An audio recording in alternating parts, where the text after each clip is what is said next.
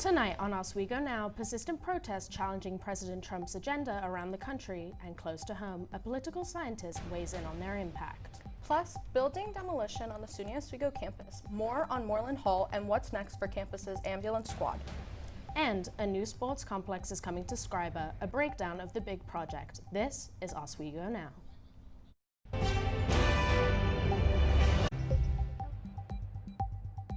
Good Friday evening, I'm Alejandra Dickens. And I'm Gianna Cabell. We'll have all the top headlines, but first, our roller coaster ride of a forecast. It's toasty today, but change is coming. Oswego Now meteorologist Emily Mike is tracking it all. Emily? Thanks, Alejandra. It's a beautiful day out here in Oswego today where it's partly sunny and we're sitting at around 60 degrees. We've got gusts of wind at around 14 miles per hour, expected to kick up to around 25 miles per hour later on tonight. It's the perfect day to go for a walk or watch the sunset over beautiful Lake Ontario, but things are expected to cool down a bit tonight with lows in the mid to high 30s. We're also expecting some spotty showers later on. For all things pollen, egg hunts in the area, and whether April showers are really going to continue, you'll see all of that in my full forecast. I'm Oswego Now meteorologist Emily Mike. Now back to the desk. Thanks, Emily. Now to our top headline this evening. A new sports complex is coming to the town of Scriber. With more on the big construction project in Oswego County, Josh Madison joins us with more. Josh, what exactly are the plans for this construction?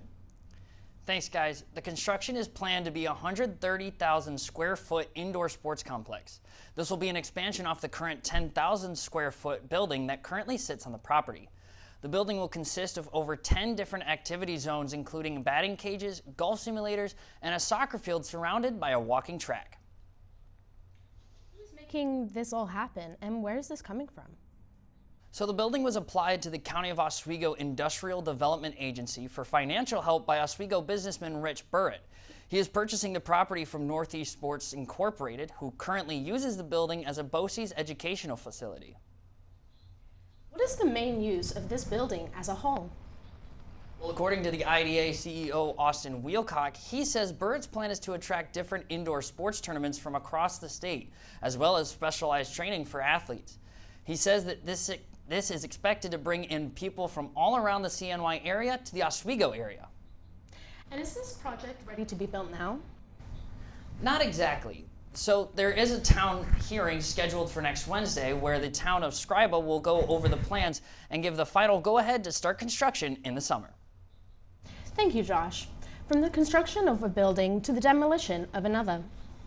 Oswego Now's Dom Ciccarelli joins us live now from SUNY Oswego's Moreland Hall. Dom, what can you tell us?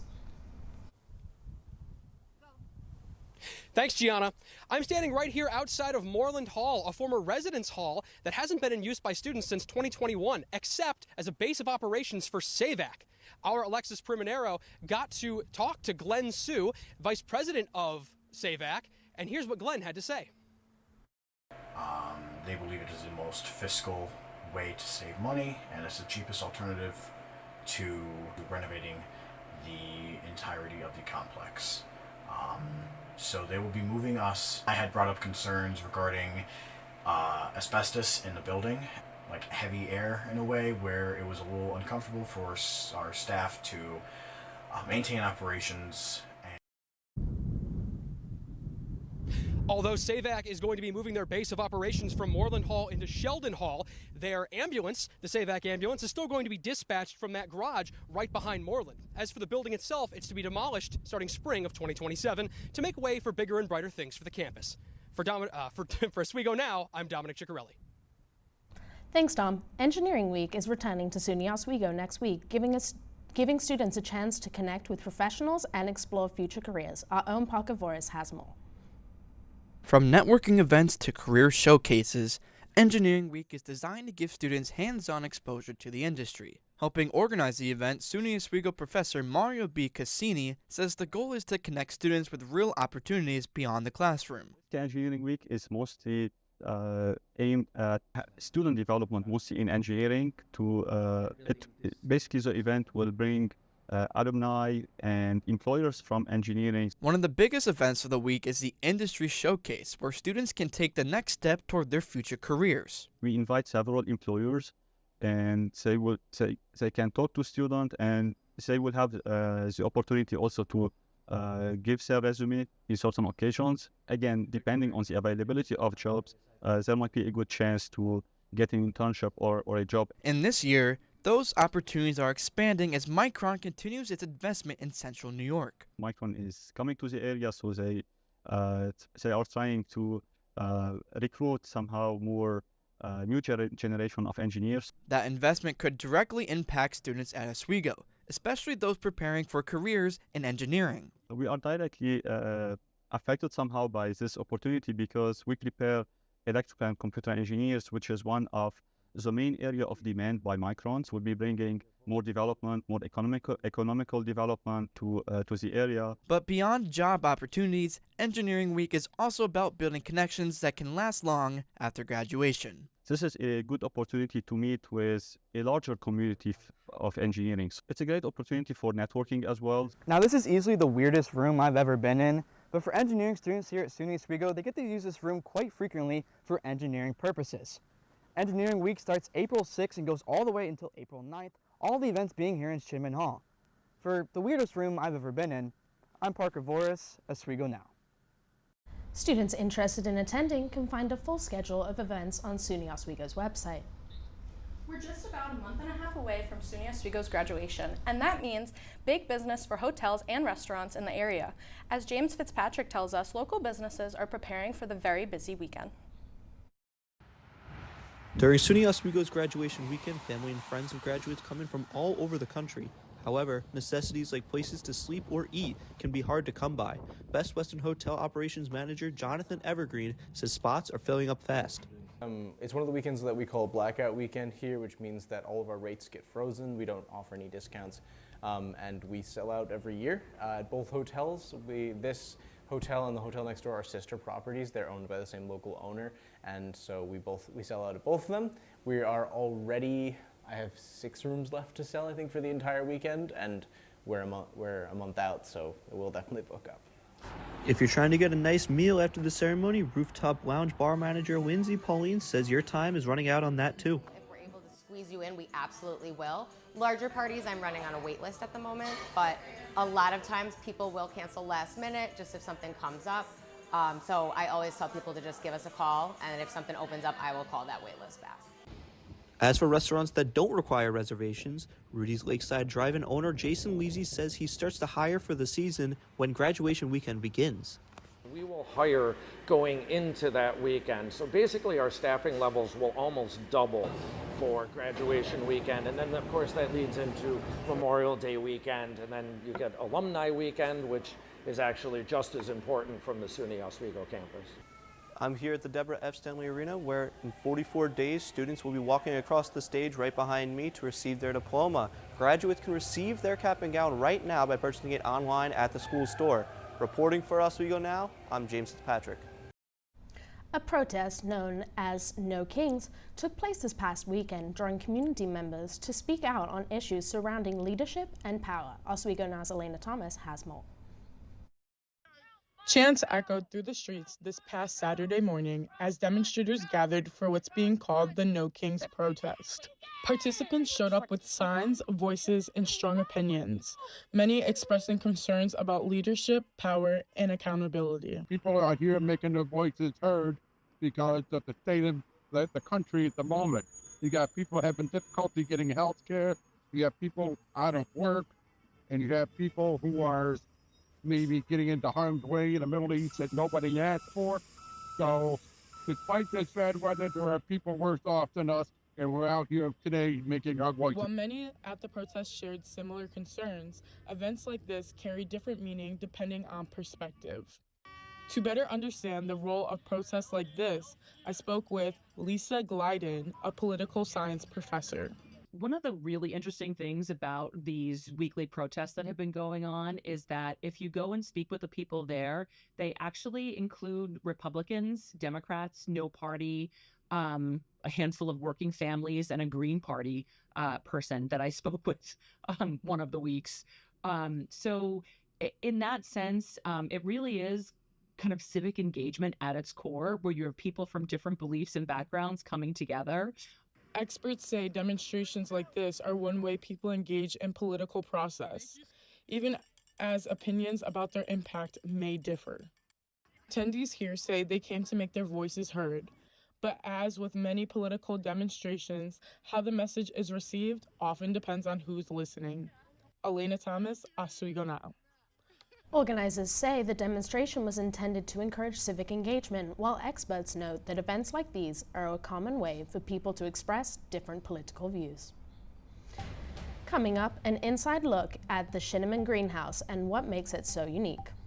Plus, from shipwrecks to the big screen, how a local film festival is bringing awareness to the history beneath the shore. But first, Emily Mike is back with a full look at the beautiful spring forecast after the break. You're watching Oswego Now. Would you look at that? Some beautiful weather conditions from our live Hart Hall cam here in Oswego. The sun's shining, barely any clouds, looks great. I'm Oswego Now meteorologist Emily Mike, and I've got your full forecast. Currently in Oswego, it's around 73 degrees. Never thought I'd say with the rain this week and how chilly things were, but here we are. In Fulton, it's going to be 72. Same thing goes for Pulaski and Phoenix, and there's currently a flood warning in Pulaski. So in terms of the area, some things, it can be warm, can also be super rainy. I'll have more updates on that. In terms of current temperatures around New York State, in Buffalo, it's going to be around 68 degrees. In Syracuse, it'll be around 75. Again, after the rain this week, who'd have thunk? In Plattsburgh, it's going to be around 51. Albany is going to be around 57 degrees. And downstate in New York, it's going to be around 59. So it's a bit cooler down there, but we forge forward. In terms of how things are looking tonight, it's going to be around 60 degrees around right now, actually, with 14 miles per hour wind heading southwest with a small chance of scattered showers throughout the evening. Then it's going to cool down significantly tonight around 49 degrees at around 9 p.m. with 5 to 10 miles per hour wind heading west. Temperatures going to mellow out, temperatures are going to drop, winds are going to mellow out, and things are just going to cool down in general, which that brings me into our Saturday planner in terms of how things are going to look. In the morning, it's going to be cloudy, 40 degrees. In the afternoon, we're going to have some showers with 48. In the evening, still cloudy with 57, which is honestly unfortunate because we've got some Easter egg hunts on Saturday. So kind of gloomy weather for these hunts. So we've got one in Sandy Creek, one in Fairhaven, one's for children, one's for adults, because who says kids can have all the fun? And then we've also got some signs of spring. On my way home from classes the other day, I took a picture of this crocus. Those are a telltale sign of spring. Our assistant producer, Aurora Fitzgerald, also took a picture of these crocuses. The plural isn't crocuses, or the plural isn't croci. It's crocuses. A lot of people think it's croci. And the scientific name for them is just a crocus. We've also got, speaking of signs of spring, it's allergy season. So we've got around a medium allergy warning with around 50 grains per cubic meter. And then our key pollens for Oswego County, especially today, are going to be alder, maple, and juniper and cedar. So tree pollens are really getting me there. So for our 5-day forecast, tonight it's going to be 65 degrees is our high, 49 is our low. We've got a cold front coming in Saturday into Sunday. And yeah, things are just going to get colder. We've got snow for next week. It's not optimal, but even after that, we've got sun because good things are to come. That's been my full weather forecast. Back to you guys at the desk. Thank you, Emily. A new film festival is making waves in Oswego, following the steps of Thunder Bay Marine Sanctuary's hosting of film festivals for over 14 years. More than 150 people gathered at the Lake Ontario Conference Center to make a splash at the first of its kind festival. Oswego Now, Julian Fike took a deeper dive. Lights, camera, Lake Ontario. The first ever Lake Ontario Film Festival is bringing films from all over the world to right here in Oswego. Organizers say that the films are not just for entertainment, but to start a larger conversation. Deep Dive, which is a film based on the MATE ROV competition that happens in Thunder Bay. So it's a really cool story, kind of blending in different educators and communities coming together to do an ROV competition. And while these stories span ocean and continents, it hits a little closer to home here in Oswego. With Lake Ontario right outside, people are learning why protecting wildlife in the water is important.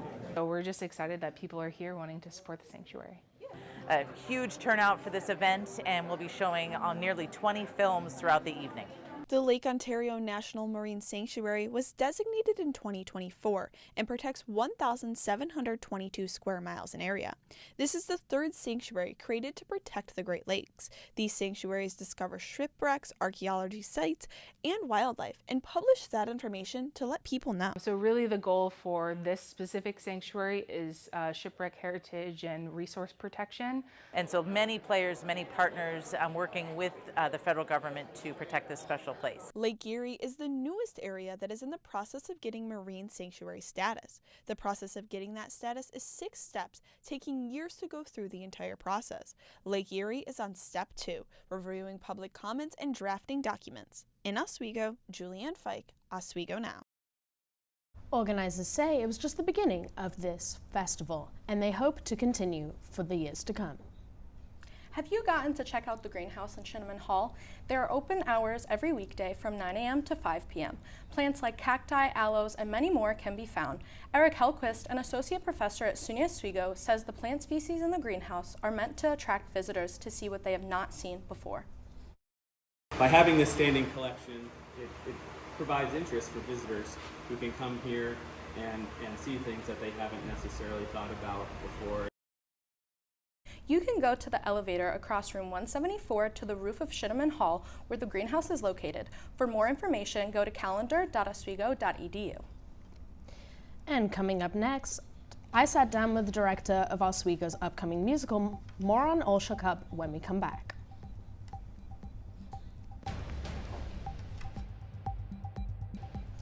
Welcome back. If you're a fan of seeing live theater, you're in luck. The Oswego musical All Shook Up, featuring Elvis's top hits, is 2 weeks away.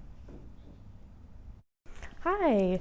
Hi. It's lovely to have you on the show. Thank you. If you'd just like to introduce yourself for everyone. Yes. So my name is Steve Mazzicone.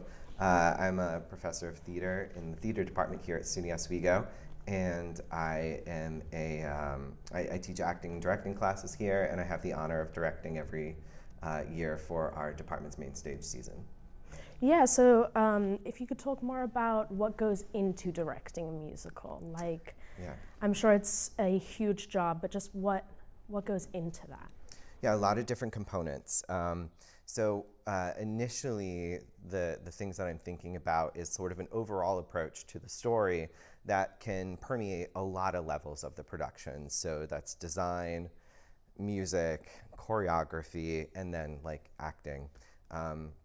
And so I'm sort of thinking what is inspiring me about telling the story, what I am resonating with in the story, and then making sure that all of those elements are coming together around a central sort of idea of what we want the audience to take away from it. Yeah. So what makes the Oswego Theater Department like special or unique? Yeah. So I think we produce really quality work. I think we operate around a range of theater. So like design, we have amazing designers and technicians who are faculty, and they're making really great students sort of rise to their level. We have excellent singers, we have excellent actors, we have excellent dancers, and so because we're a generalist program, students are being trained across a range of the discipline, and so they kind of like all are building skills, and that skill building kind of comes together on the production work that we do. Yeah, definitely. So how many shows are available for people to attend? Like where can they find tickets, and how can they come see the show? Yeah, so tickets for All Shook Up are already available. They're on the ticketing website for the college, so the SUNY Oswego box office website, which you can reach by going to tickets at tickets.oswego.edu. And they're free for students, and then we have a $15 ticket for the general public. We have 6 performances of All Shook Up. They'll start on April 16th, and we have shows on April 16th, 17th, and 18th, and then the following weekend too, that's April 25th and 26th. So why should people come see the show? All Shook Up is a really good time. The music is iconic, and it's blended into the story so well. So All Shook Up takes place at a small town in Midwest America in 1955. And we have this character named Chad, who is sort of modeled after Elvis, and he brings a lot of like wonderful messages to the people in the town, and really shakes up how they think they are living, and he makes them fall in love with each other, and so it's a really funny romantic comedy, and you hear great music, and there's a lot of wonderful dancing in our production, and it's beautifully designed. Yeah, so Thank you for coming to the show. I urge everyone to see the show. I'm super excited, and I bet you are too, to see it come to fruition. Thank you so much. Yeah. Back to the desk. Yeah, thank you for coming. Make sure to catch the musical while you can, April 16th to the 27th. Coming up next, Dylan Ford is in with an Oswego men's lacrosse update. You're watching Oswego Now. Welcome back to Oswego Now with the latest in Lakers sports. I'm Dylan Ford. Let's get into the full sports report. Oswego's men's lacrosse were looking to continue their tear coming into today. The 7-1 Lakers just hosted the 6-2 Plattsburgh State Cardinals as they look to expand their 6-game winning streak, coming off an 18-9 win against SUNY Morrisville. Oswego was hoping to carry that momentum throughout the game today. The game stayed close throughout the first 2 quarters. Oswego led 7-6 going into the second half. A big play for the Lakers occurred early in the third. As we see the Lakers here, they ended up fumbling the ball, giving it to Plattsburgh. Plattsburgh bringing it downfield, looking to get a score of their own to tie it up. Plattsburgh goes for a shoot, but we get it saved. And then he launches it downfield into the hands of his teammates, kind of throwing it around, trying to get in, and a huge score for the Lakers to increase their score to 8-6 here. However, the final score of the game was Plattsburgh 12, Oswego 10, bringing the Lakers to 7-2 on the year. The Oswego Lakers will look forward to their next game coming at SUNY Cortland April 8th. This year's March Madness has been one to remember, not only for the teams that succeeded, but for the individual players who have succeeded too. One player who made a statement this March was Fulton native and Siena Saints guard Gavin Doty. Oswego Now's Logan Russo interviewed Doty's former high school coach on his former star success on Siena and at home. Syracuse University was not in the running this year, but a local powerhouse student from Fulton was, playing for number 16th ranked Siena College. Gavin Doty of Fulton almost led the Saints to an upset victory over the number 1 ranked Duke Blue Devils, dropping 21 points and leading Duke at half. One person who watched that game was his former high school basketball coach, Sean Broderick. It's incredible watching him play. I mean, I watched every Siena game for the last 2 years, and he has intangibles that are incredible. Sean had known Gavin since he was in elementary school and said that he noticed something different about him early on. And right here in this gym, I've had a front row seat to watch Gavin as a young grade schooler playing in our youth knee-high basketball program. And you just kind of knew from an early age that Gav had some intangibles that were different from his peers and most. Gavin Doty started playing for Coach Broderick his freshman year during the COVID-19 pandemic, but it didn't take long for him to make the roster. You know, we pretty much knew early on he was going to be on the team, and then, you know, a week or so into practice, we knew he was going to play. And he stepped right in his freshman year, looked like he belonged, played on a really, really good COVID team whose season was abbreviated, but then his sophomore year, he became the best player in our league. Doty's success for Siena wasn't shocking to Coach Broderick. In fact, he expected it. The relentless pursuit of getting better every day, making no excuses, it just felt like Gavin was going to succeed. And that's not like a outlandish prediction, because Gavin Doty succeeds at whatever he does. Coach Broderick's words of advice to who coaches Gavin next? You want to win? Have Gavin Doty on your roster. If you want to win, have Gavin Doty on your roster. With Oswego Now Sports, I'm Logan Russo. That's my full sports report for tonight. I'm Dylan Ford. Back to the desk. Thank you for watching Oswego Now. I'm Alejandra Dickens. And I'm Gianna Cowell. Have a great weekend, everyone.